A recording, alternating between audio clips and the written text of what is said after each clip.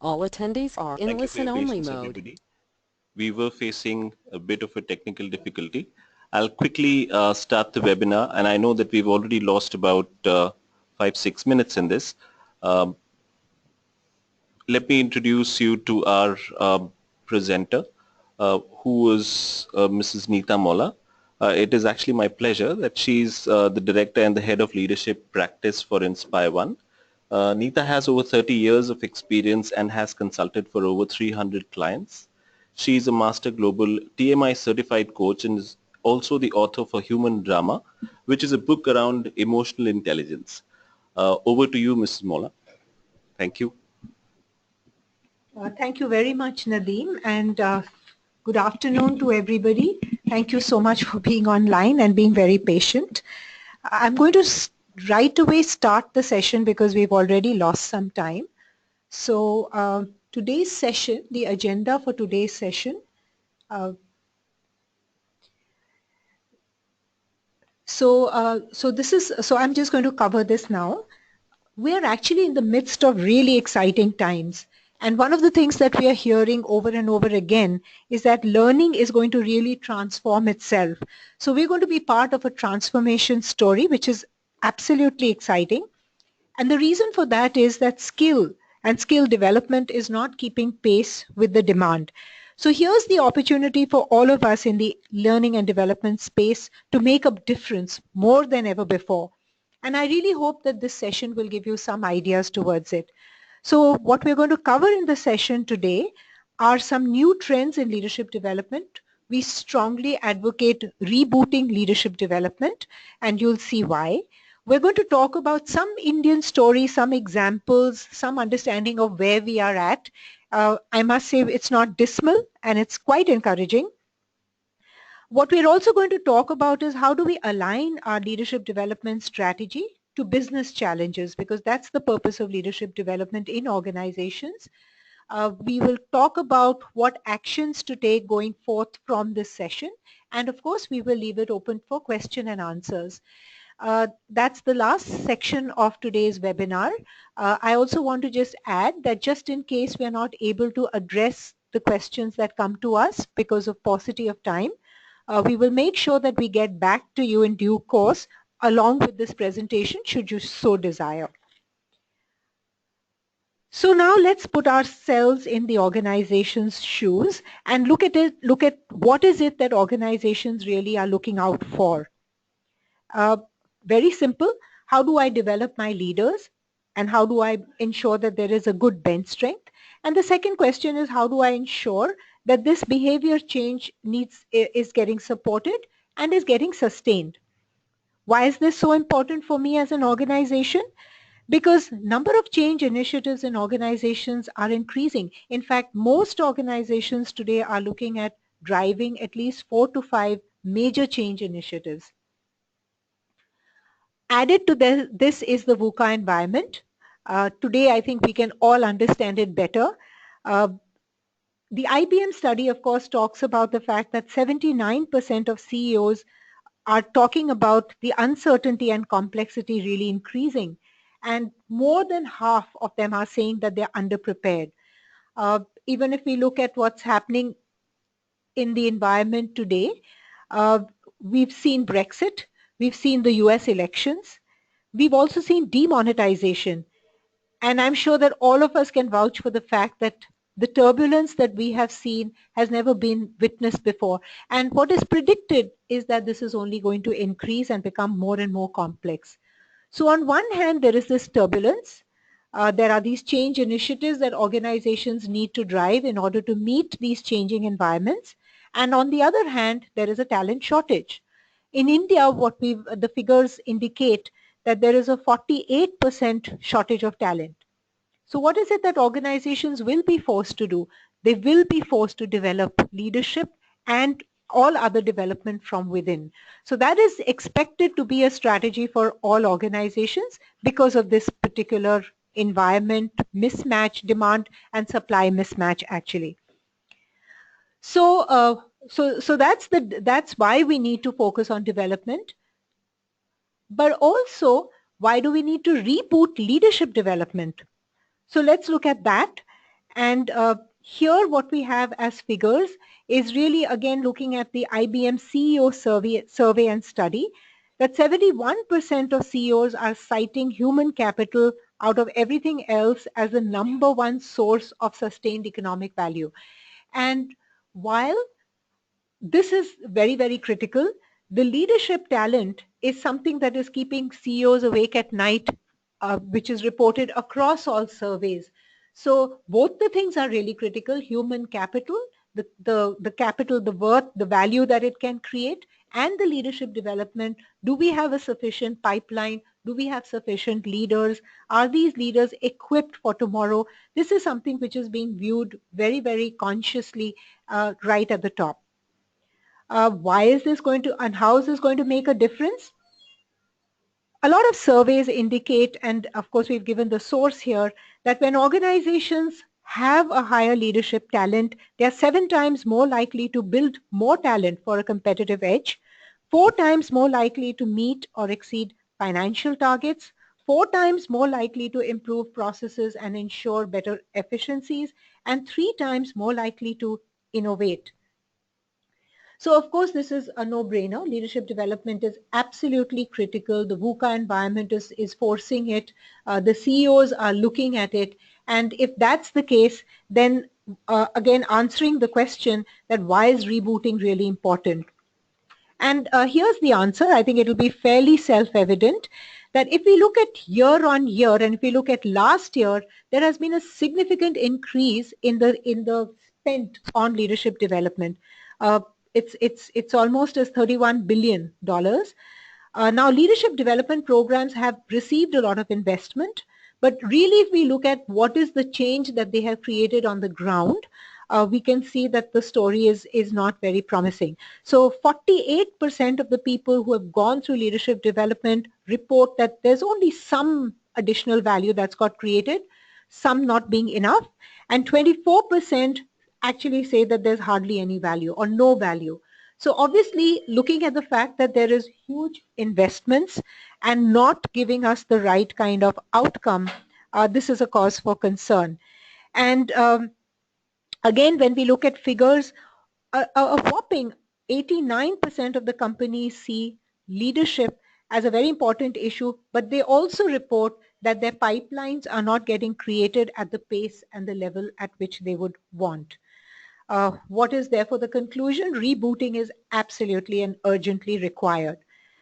If we look at some of the challenges and what is really happening on the ground, very few companies have actually figured out how to really develop this talent. So what is the answer for this? Very few companies really have got it. Also, I think we are being bombarded with new and new technology, web version 3.0 and so on. And if we haven't learned how to leverage this technology, this gap is only going to increase. So looking at technology solutions to address some of the issues is becoming absolutely incumbent for organizations and for companies. How to do it is a skill that we all need to learn. What we are also seeing is that leaders themselves, so people who go through leadership workshops, development initiatives, themselves are asking for a change in the learning strategy. So our customers ourselves are saying, this is not working. Please give us a new way of learning. Help us to learn, help us to perform. They do know this very well, that learning is the new earning. So hence the need from the customers is also getting exaggerated because they understand that unless they don't learn, they're not going to earn. But how this is going to happen is where the change really is taking place. So we're going to look at some of the new trends to give us some ideas to look at, some things that are changing and some things that we can really learn from. So if I start with looking at the trends that we have researched, and of course we have also witnessed here in India, the first one is talking about the fact that there needs to be an increased focus not just on horizontal development, but also on vertical development. What does this mean? I'm just going to take a pause and explain this. So the last decade was the decade of competencies. Everyone created competencies. I hope these competencies were not created like 10 years back. That's the other issue that we find when we work with organizations. Nevertheless, competencies people understand, and competency frameworks are the center of all HR processes, including development. And that is great. That is fantastic, because it then focuses on what competencies are required for the role and a focused development on those competencies. We refer to this as horizontal development, very important. However, as the gap is growing and the complexities are increasing, this is not enough. And what is being found is that along with horizontal development, vertical development is equally required. And I'll take a minute to explain what is vertical development now. So it's like, if I can take the analogy of a glass full of, let's say, an empty glass, and we need to develop people on leadership competencies. So say we fill it with water, and this water, how to fill it, what to do, is being demonstrated by people who are good in these competencies, who understand these competencies, and people are learning through instructor-led and other ways of really learning. That's great. This is focused on the competencies, and I'm learning that. But after a certain point, what is found is, and this is research, new research now, that to be able to learn competencies at the next level, you need to change the shape of the glass itself. So it's not putting in more water that is going to give us the results, but how is it that we're going to change the shape of the glass? And here we can now link it back to change possibly the shape of the brain. And that's what neuroscience is telling us, that if we need to learn at the next level, at higher levels, at more complex levels, then what we need to re-look at is the very way that we define the problem. So the very way that we look at it and the very way that we really understand it. I find this interesting. I'm going to take a moment to talk about this point a little bit more. Uh, of late, at least in the last year and a half, we are finding that there is a lot more interest coming up all over again on areas like emotional intelligence, on areas like mindfulness. So we have a partner in Malaysia who's doing programs on it very, very successfully. We have a program, we know of a program, it's a Google program called Search Inside Yourself, for which there is a waiting line the world over. And when we talk to people here as well, it's sort of coming back to us saying that, learning is not going to happen unless we build self-awareness on how people learn, unless we build self-awareness on what paradigms are they using to be able to really look at particular competency levels. And so that is what is vertical learning, which is not learning more about the competency, but learning about the way we think about it, building self-awareness around the way we perceive things, the way we understand things, and changing that perception, changing networks in our brain so that we can understand and learn these competencies at higher levels. So that's the focus now that will shift when we look at the future and we look at leadership development, where higher competencies, more complex competencies will be required. The second thing is transferring of the developmental ownership to the individual. Now, this is not new. I know that as L&D professionals, we are always trying to say it is the individual who will craft their own learning journeys. But I think what is becoming more and more critical, and if we look at it really from a perspective of our own experiences, is that today people will learn in their own time. People will learn the way they want to. People will learn from the content that they choose. And this is great. Actually, this leads to the next point, which will make the role of the L&D professionals more around designing the learning architecture, looking at more pull strategies, creating a culture, creating the ecosystem, and teaching people how to learn rather than focusing on pushing content. And that's the third trend. Uh, if I look at trend number 4, that's really interesting as well. It's an era of innovation. Now, obviously, if we are looking at transformation, we have to then look at new innovative ways. I'm really happy to actually talk about a client that we are prospecting with. So it's not a closed contract as of now. But what the client is talking about is that we're not looking at leadership development only from the perspective of competencies required for the role.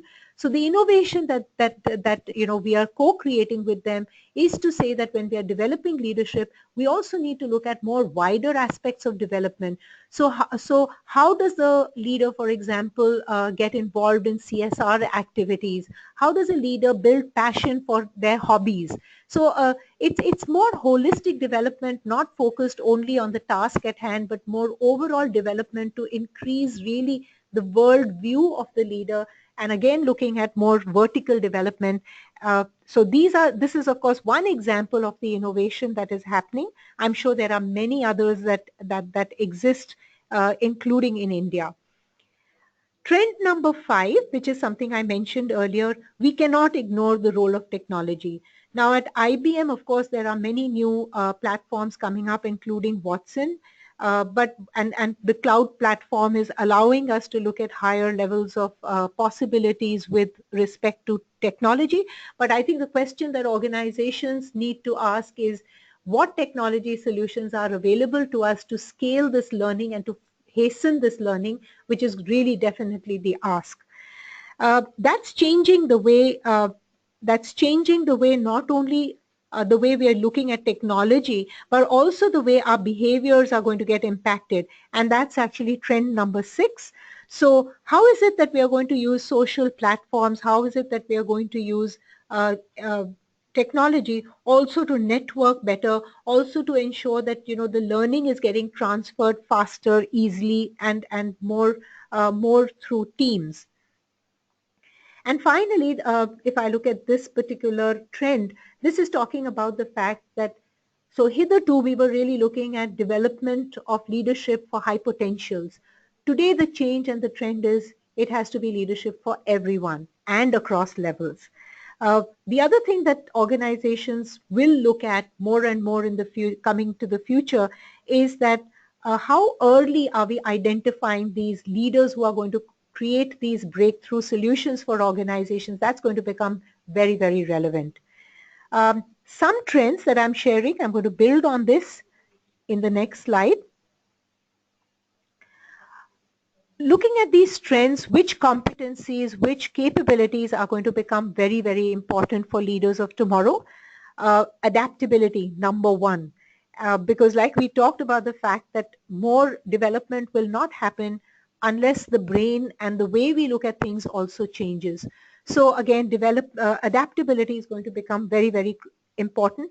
Self-awareness, the more I learn to think differently, the more I learn to build my own capabilities and I understand myself, the more it's going to really be effective for me.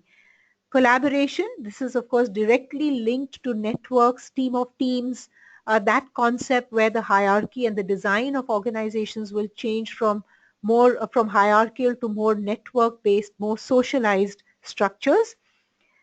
Again, network thinking becoming very, very critical, and of course looking at creativity and the way I solve problems, new solutions, new ways of looking at things, which are going to be absolutely important. I'm going to just take one example of an engagement that we are working with on leadership development, where essentially the problem statement, and I'm sure most organizations can understand this, is that development of the organization cannot happen if people don't think or don't stop thinking rather from the current paradigms that they have. So the issue really at hand is that whenever there is a problem, and it could be a systemic problem, it could be a critical customer complaint, any problem, most of the time, and here we're talking about leaders at fairly senior levels, functional heads are looking at it from their prism of their function.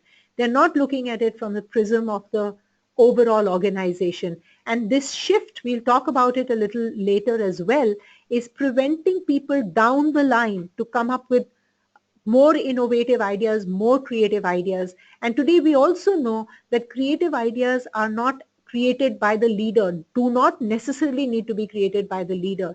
They can be created from teams across different functions. And the more we encourage this, the more the focus is on coming up with a new solution, a different solution. That's the only way the organizations can progress further. So these skills and these competencies are going to accelerate leadership in the future and are going to be very critical for all organizations to focus on. Finally, I'd also like to talk about the 70 of the 70-20-10. Here I'm assuming that 70-20-10 is something that everybody is familiar with. Uh, uh, so 70% of learning really happens in the role set while doing the role. It's not, so 10% is what is formal training and 20% is of course what we learn through our interactions with others, whether it is coaching, whether it is mentoring, etc. So what is the ask from the 70%? Because this is something again that all organizations will need to focus on more so in the future. Uh, Organization demand will be to reduce cost more and more and to increase productivity and reduce the time. So all this is going to add to complexity. It's going to be to sustain learning. So how quickly do we cascade? How do we sustain? And how do we identify the real needs? The second thing is, of course, the need is going to come from making learning enjoyable, making learning fun. And again, the last thing is going to be linking it, so a culture aspect coming up over here to reward and recognition, to update, constantly updation of learning content, learning ideas, and to integrate it with systems. So really to look at it from a systemic perspective. So three ideas over here: more learning, fast learning, quick learning, and reducing of costs. Making sure that this is an experience, making it enjoyable, and making sure that this is becoming part of the culture. Uh, every organization today is looking at new ways. I think we've also experimented very successfully with a learning app called Mastro. I'm not going to talk more about it. If anybody is interested, we can always take that offline. But there are more and more opportunities and more innovations coming up in the market to address these trends, which are going to become more and more critical for organizations. So if I was to just summarize this section of trends and where is the gap, what is the need, what is the ask, so it's really looking at the need for learning and development professionals to move from looking at this whole issue as bits and pieces to more holistic way of development, to focus on the experience of the learner, to focus on flexibility, giving a lot of flexible ideas, to focus on just-in-time learning so that the person can learn exactly when they need to and apply it right away, to focus on giving the learner and leaders more autonomy, because autonomy builds the motivation, and definitely to focus on building a culture that sustains all of this. More and more organizations are looking at the design thinking process of solutioning around this, and we recommend that very definitely, because that's what will give us more and more results which are focused on our customers, which are the participants and leaders at hand. The other big summary point here is to really enhance the rigor, to enhance the quality, and to ensure that there are integrated and systemic processes rather than disparate pieces, so that we include all the processes that we are using for learning and development, we link them together, and we make sense out of the whole rather than the bits. Now, so far what we've talked about is that what is the yawning gap, the need, and what are some of the trends that are coming up to address some of these gaps, which is some things that we can learn from. What we also wanted to share is the Indian story. So where are we at currently if we look at Indian organizations, and we'd like to share some thoughts and examples on this. I think I'd like to just read out the first part. There is good news, which is always something that brings hope. So most organizations today in India are familiar with two things. What they are saying is that development of leadership is not an event, that it's a process. And give us a journey, give us a process. Don't just give us something which is very distinct and stands alone. Also, the other thing that people are talking about, which is very encouraging, and we don't have to sell the idea anymore, is the 70-20-10 principle. So that's very encouraging because people are now looking at leadership development as a whole. Uh, so building on that, what is it that we are seeing, which is again something which is very exciting? Almost all organizations are using assessments. So assessments are really being used in organizations to create data points, to create information, to create intelligence out of that information, and therefore using that data is really helping organizations focus on the right things, cutting down things which are not the most important, bringing clarity and bringing ownership, because the more there is data, there is understanding of that data, the more the buy-in to that data also happens. The second thing that I think I already talked about is the fact that the integrated approach is becoming very, very important. And it's very exciting because this is not something that is coming from large organizations in, large cities alone. Very recently, we've done a leadership intervention, a tier 2 city in a small organization, and the organization knew or already was familiar with the 70-20-10 principle, and their issue was, how do we really implement it? So the questions that they are asking, even in smaller organizations, smaller towns, is really something that is evolving from saying develop our leaders to saying how do we look at a system of developing it, so help us implement that rather than just an event in its on its own. Differentiated approach for leadership at different levels. We're finding this again more and more, and I can take a lot of Indian company examples over here that are looking at not just, of course, the high potential development is really critical, but what they are saying is the mid levels, the mid performers are very, very critical to the success of our organization, because these are the foot soldiers. So how is it that we can create a learning journey for them? Because if they don't grow, then they are going to pull the entire organization down. And it's very heartening again to see that organizations are putting aside a good amount of investment for the development of people who are also medium performers. Um, at different levels. Definitely, we've seen a spurt in the Indian organizations or organizations based in India, people looking at, for example, the first-time leader development program, because obviously this is 50 to 60% of your population looking at 80% of the employees below. So this is a very, very critical level to develop, and organizations are not holding back in really looking at the development at that level. And I think the other important uh, positive that we are seeing in organizations is that leadership development is becoming absolutely visible at the senior levels. We were very heartened by an assignment that came our way to say that, for the head of the businesses, can we help them create their individual development plan? So how do we integrate all the assessment reports? How do we integrate the competencies that are critical for their roles? And how do we hold conversations with them so that they create a really robust individual plan that they can own and they can then lead? And this is absolutely at the senior most levels of a fairly large organization. So that is really heartening, because once the top level leaders buy into it, then the whole job becomes very easy. Another example that I do want to share at this point is there is a small legal team. So this is also, I don't think lawyers, I didn't think, let me put this in a different context. I wasn't aware that, a small legal team in a large organization was extremely motivated to create their own individual development plans, and they required help to do so. So these are instances, these are examples, this is what is coming from the client end, which is very, very encouraging and helping us to conclude that leadership development indeed is evolving. So that's the positive side.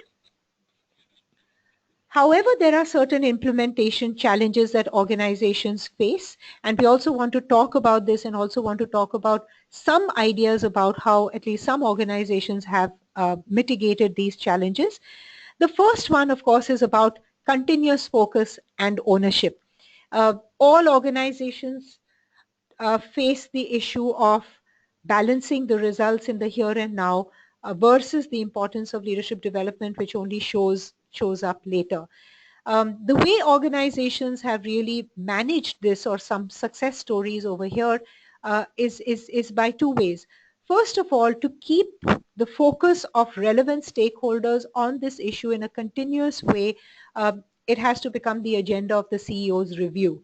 And that's the only way it trickles right down And when we start looking at numbers, we start looking at results, definitely action then flows. The second thing is to have the right kind of measures. So when measures around this area are clearly defined and the way the movement around the measures is clearly communicated, it creates that constant connect to the issue at hand and therefore the engagement.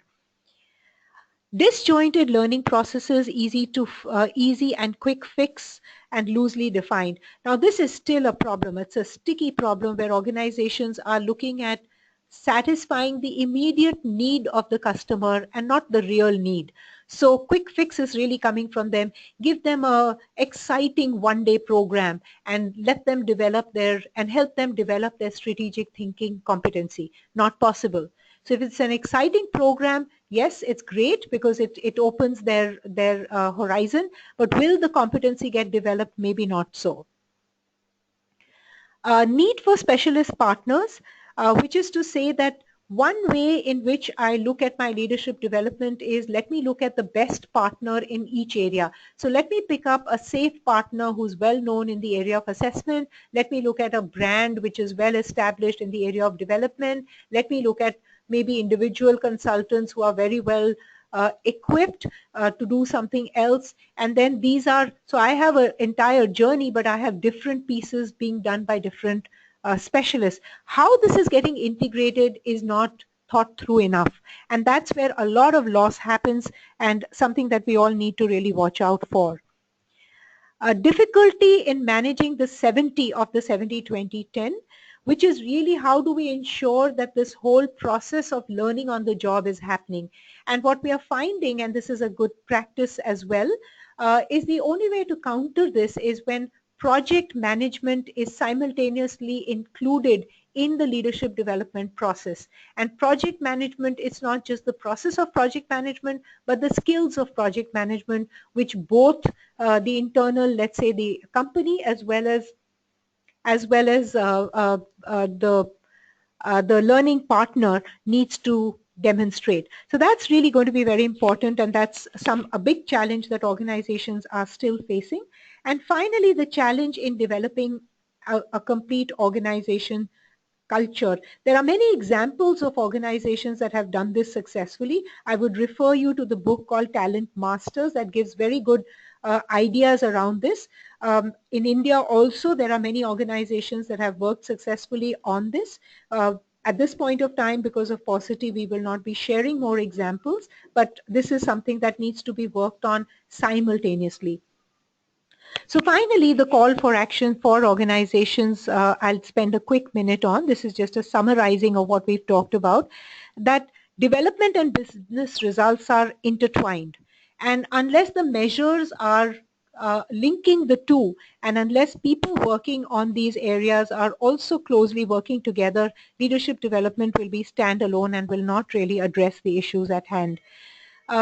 We strongly encourage organizations to build KPIs around developing people and ensuring that this is part of every leader's goal sheet. Uh, we also strongly recommend organizations to relook at their competency frameworks, especially in the Indian context. We find competency frameworks very outdated to the current leadership strategy or the overall organization strategy. And it's really important to keep this talent framework, competency framework very current. Otherwise, we are developing in the wrong areas. Building commitment, really critical. Taking it in small bites, making sure that there is success, communicating the success, then taking the next bite, etc. And working in collaboration. I strongly believe that it is time for us people in the learning and development organization to show the way, to show the competency of collaboration. If it's required in leadership roles, I think we need to really lead the way. So collaborating with the business, making sure that we are constantly course correcting our leadership journeys, our leadership initiatives in line with the business strategy and the business goals. So finally, I'd like to conclude this session by saying that when we've looked at surveys, this is not a survey that we've conducted, but Deloitte has conducted, that it's 2 out of 3 respondents that report that they have updated their leadership strategy in the last year or so. So just a quick question. if you haven't done so already, you might want to really relook at this bit as well. The last section that we are going to just talk about before we open it to questions is to say that, so if we need to relook at our leadership strategy, what are some of the ideas that we can take from this webinar and we can really employ in the organizations? The first one is looking at this framework. So this framework is really looking at a 2x2 matrix, very simple. It's looking at two aspects. So do we look at highly targeting a few leaders, or do we look at critical mass? Obviously, what we've talked about earlier is we have to look at all these four quadrants really. And also on the y-axis, are we equipping leaders for today, and are we looking at developing leaders for the future? Now, all these four areas become important for us to focus on, but if we look at this matrix and if we look at this framework, what it's saying is that yes, we need to target a few leaders for today's role. These are leaders who are going through transitions, and it's really important to look at these transition points. We'll take examples of this in a while. What we also need to look at is we need to increase overall leadership capabilities, hence looking at many leaders and equipping them for today, especially the mid-level leaders, because times have changed. They're still probably very relevant to the organizations, but they're only relevant if they tweak their skills in the context of today's environment. Uh, Looking at developing the leadership pipeline, high potential development, which is few and for tomorrow, and also looking at transformational leadership, which is really your succession plans and so on, which is creating your leaders to drive change for the future. And this matrix can be extremely helpful if you map your leadership talent on these four levels. You can get a strategy for each of these quadrants, and that could be a good starting point. Taking on some examples, and here I'll also talk about certain organizations just to also bring the flavor of how this is happening. Now, when we're talking about a strategy of not losing the overall big picture, so here's an example of a very large organization which is into multiple businesses. It's also a family business. So these multiple businesses are actually headed by family members, the sons, son-in-laws, and so on, and also by certain senior professionals. What this organization has done is to ensure that in the structure there's only one holding company. So the subgroups or the sub-companies do not have a great identity of their own. And also a good practice that they follow is that the CEOs rotate every 3 years through these different companies. Now, by virtue of this, what the organization is doing is to ensure that there is no silo or company-based mentality that gets created amongst the top leadership talent. So the leadership talent, willy-nilly, because they're moving through different companies, is always looking at what is the holding company's goal and not losing sight of it. The vision of the overall holding company is more critical than, let's say, the sub companies that the CEOs really run. And this is a great example of how a challenge of looking at the big picture, especially for the top leadership, is maintained through this process. Managing critical leadership transitions, we talked about this earlier. And I'll take an example of one transition. So the transition from, let's say, a functional leadership role to an enterprise general management role is a very critical one. And if this one goes wrong for the organization, the overall success of the organization is at jeopardy.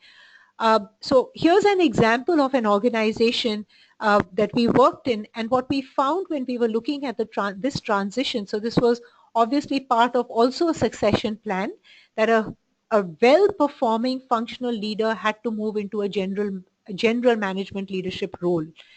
The biggest barrier in this transition was that this person was extremely knowledgeable in his existing function.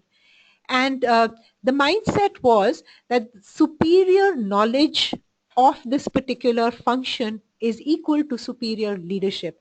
So if I have this knowledge, I'm going to really obviously be a superior leader. This was a paradigm and talking about vertical leadership development that needed to be worked upon.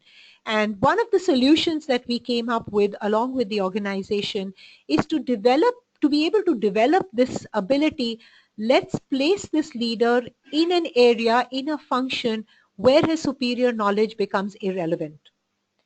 By doing that, the person now is forced to look at development of other skills. And this is actually an experiment that is still going on, but we believe that this is going to be a quite a breakthrough strategy for this particular organization. And again, I will urge you, because functional leaders, by the time they reach that level of leadership, are fairly successful. And because they are fairly successful, that's the barrier. And if they need to be developed further, you have to look at developing people at that particular level. They have to go through experiences which really challenge them, experiences that really move them out of the comfort zone. So a strategy or a way of looking at this may be to think about how can we get this person outside the comfort zone. Importing talent versus developing. This is, of course, something that all organizations are looking for, but sometimes it becomes critical because talent development does take time. Now, especially at senior levels, a warning is that please ensure that if you're doing it, if you're importing talent from outside, make sure that the person is also aligned to the culture of the organization. At senior levels, it's very difficult to change your alignment, and it can be catastrophic for an organization if a very talented person is brought in, as was the case in one of the organizations that we're working with.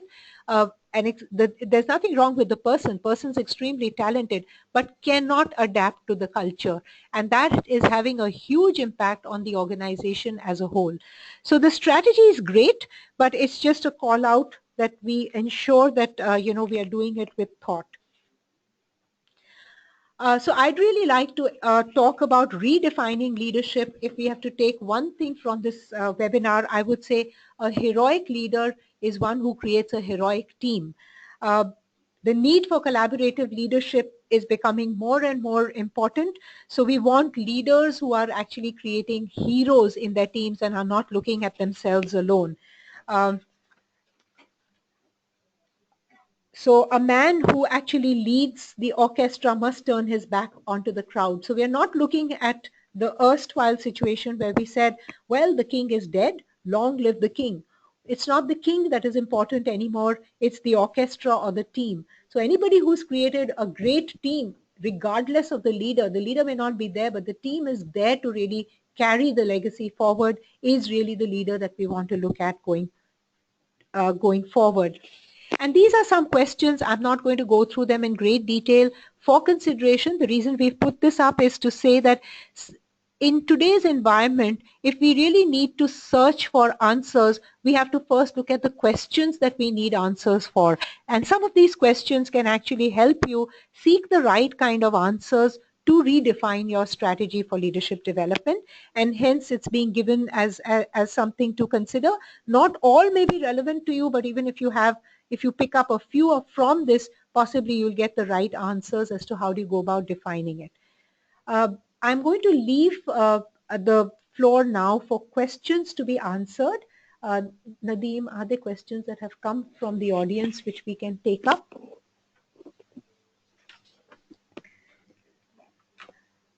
Right. So maybe we'll take a couple of these questions. You'll help me with time. So the first question is how to integrate the leadership development need with the individual development need. Right. And I think this is a great question, because if we are talking about the fact that the responsibility or the ownership for development is with the individual, then the leadership development has to be linked to the individual's aspirations. I've seen a great shift in this in the way we work ourselves. So when we were looking at leadership development earlier, what we were looking at is what is the competency that is required for the role, and therefore working from the competency of the role, working backwards into integrating that into the leadership development plan. The shift now to be able to answer this question is to say what is the individual's aspiration. And what we are now capturing is not just the competency, but actually looking at the aspiration. And when we help the person look at the aspiration and then link the competencies to the aspiration, that's what then links the person to any leadership development plan. And I think that's the only way we can really integrate and say that what I'm developing on is something that I desire to develop on and is also then now linked to the organization's leadership development agenda and not the other way around. So again, looking at how do we create that pull, because then the individual will own it, then the individual will develop on it. I'll also take the next question. The development journey sometimes fails due to incomplete movement in behaviors from one level to the required level. How to overcome this resistance to behavioral change? Right. And I think from the learning that we have, got also based on the research that we've done, is that there are two reasons why behavioral change does not happen. One, and is what is pointed out in the question itself, which is that, I don't see that behavioral change happening very easily. It takes time, and therefore I lose motivation. So how do we ensure that this journey for leadership or behavioral change is motivational for the person? That's a question that we need to answer, and the how of it really lies in addressing it through multiple ways. One way is where the engagement of a person on developing behaviors will be sustained more and more if there is feedback provided from multiple stakeholders on how they are doing through this process. Because the process results will only come later. But the feedback is a very important way of ensuring that the motivation of an individual is sustained. The second thing is, of course, this behavioral movement, when it happens, needs to be, of course, one, it needs to be measured, but two, it needs to be made visible. And when it's made visible, then the outcomes of this is made visible. Not only is the behavior change made visible, but the outcome of this, of how it has created results, is made visible. And technology is available actually today to be able to do that. That's when a person feels motivated. And the third thing is, when a person really owns this development, which means, like we talked about the earlier question, it is aspirational need of the individual and not just a requirement from the role or of the role. That's when, again, we can ensure that this motivation levels are enhanced and maintained. When we look at it from another angle, when a person needs to move their behavioral competencies to the next level, sometimes the paradigms need to change as well, and our learning style or the learning methodologies also need to change. And if we don't help the person understand and look at what assumptions do they make when they look at a particular competency or a behavior change, or we don't build on their self-awareness, or we don't provide them opportunities to build many networks in their brain around the new way of working, possibly this will also fail.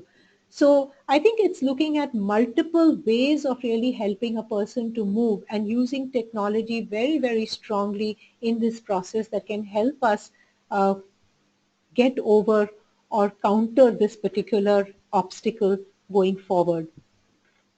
Do we have time for yet another question, Nadeem? Right. Thank you very much, Neeta. So the name of the book on emotional intelligence by Mrs. Mola is Human Drama. I see that one of the question was this. And yes, all of you would be having this presentation because it will be sent to the audience just to make sure that we've covered all. And the next questions are also covered. So that's about it from InspireOne. Hope